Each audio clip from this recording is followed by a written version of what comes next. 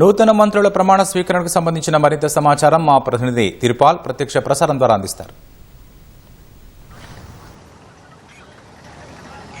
రాకేష్, కొద్దిసేపటి కిందటే ముగ్గురు మంత్రులుగా ప్రమాణ స్వీకారం చేశారు రాజ్భవన్లో.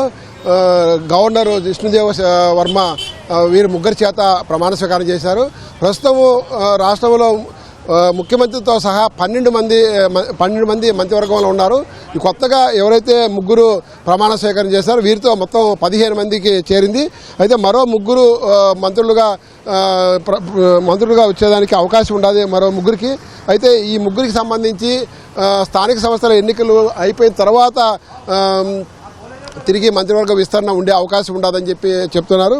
అయితే ఇప్పటి వరకు మనకున్న సమాచారం మేరకు సామాజిక సమీకరణాలను దృష్టిలో పెట్టుకొని ఇద్దరికి ఎస్సీ సామాజిక వర్గానికి సంబంధించి, ఒక బీసీ సామాజిక వర్గానికి సంబంధించి మంత్రివర్గంలో స్థానం కల్పించారని చెప్పవచ్చు.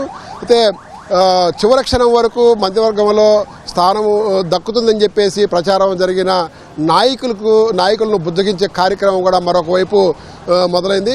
ఇప్పటికే పిసిసి అధ్యక్షుడు, అదేవిధంగా రాష్ట్ర వ్యవహారాల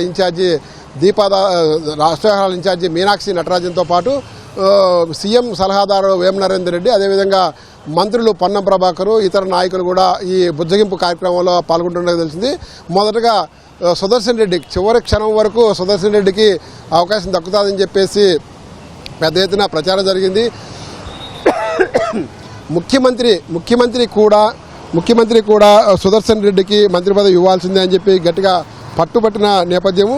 అయితే తాజాగా మారిన రాజకీయ పరిణామాలు, అదేవిధంగా రాష్ట్రంలో కులగణన జరగడము, ఎస్సీ వర్గీకరణ సంబంధించి నిర్ణయం తీసుకోవడము, వీటన్నిటినీ దృష్టిలో పెట్టుకొని ఇప్పుడు ఏదైతే ముగ్గురికి మంత్రివర్గంలో స్థానం కల్పించారో వాళ్ళకు ఎస్సీ సామాజిక వర్గానికి సంబంధించి అటు గడ్డం వివేక్ వెంకటస్వామికి, అదేవిధంగా అడ్లూరు లక్ష్మణ్కు, అంటే గడ్డం వెంకటస్వామి ఏమో మాల సామాజిక వర్గానికి సంబంధించిన ఎమ్మెల్యే కాగా, అడ్లూరు లక్ష్మణ్ మాదిగ సామాజిక వర్గానికి సంబంధించిన నాయకుడు.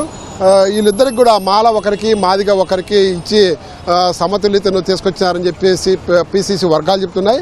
మరొక వైపు బీసీ సామాజిక వర్గానికి సంబంధించిన, ముదిరాజు సామాజిక వర్గానికి సంబంధించిన వాకటి శ్రీహరి ముదిరాజుకు మంత్రివర్గంలో స్థానం కల్పించారు. ఈయనకు ముఖ్యమంత్రిగా ప్రమాణ స్వీకారం చేసిన తర్వాత జరిగిన ఒక సమావేశంలో స్వయంగా ముఖ్యమంత్రి రేవంత్ రెడ్డినే వాకాటి శ్రీహరికి మంత్రివర్గంలో స్థానం కల్పించనున్నట్లు హామీ ఇచ్చారు. ఆ హామీ మేరకే ఈవేళ మంత్రివర్గంలో అవకాశం కల్పించారు. అయితే ఆదిలాబాదు, నిజామాబాదు, అట్లాగే హైదరాబాద్, రంగారెడ్డి జిల్లాలకు, ఈ 4 జిల్లాలకు మంత్రివర్గంలో స్థానం లేకపోవడంతో వాళ్ళ ఆయా జిల్లాలకు మంత్రివర్గంలో స్థానం కల్పించాలని మొదటి నుంచి కూడా పెద్ద ఎత్తున ఒత్తిడి తెస్తూ వచ్చారు. అయితే నిజామాబాద్ నుంచి సుదర్శన్ రెడ్డికి, ఆదిలాబాద్ నుంచి ప్రేమసాగర్ రావుకు, నల్గొండ నుంచి మునుగోడు ఎమ్మెల్యేగా ఉన్న రాజగోపాల్ రెడ్డికి, అదేవిధంగా ఇబ్రహీంపట్నం నుంచి ఎమ్మెల్యేగా ప్రాతినిధ్యం వహిస్తున్న మల్రెడ్డి రంగారెడ్డికి, వీళ్ళు నలుగురికి కూడా మంత్రివర్గంలో స్థానం దక్కే అవకాశం ఉండదని చెప్పేసి పెద్ద ఎత్తున ప్రచారం జరుగుతోంది. అయితే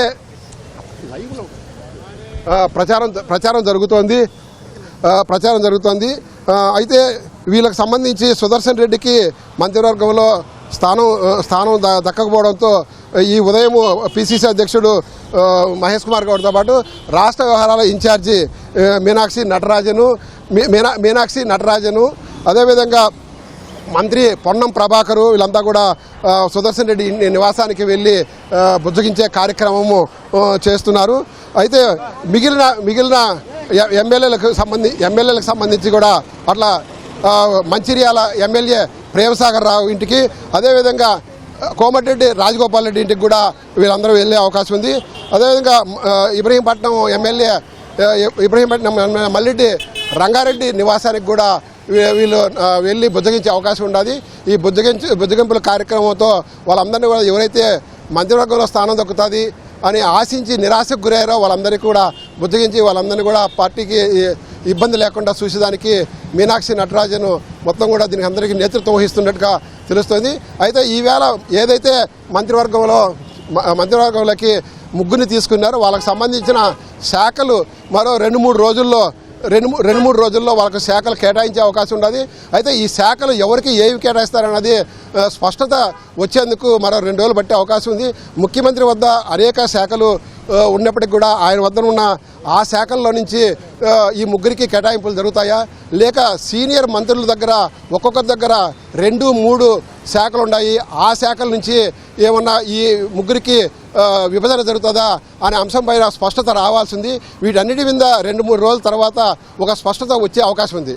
ఓవర్ టు స్టూడియో.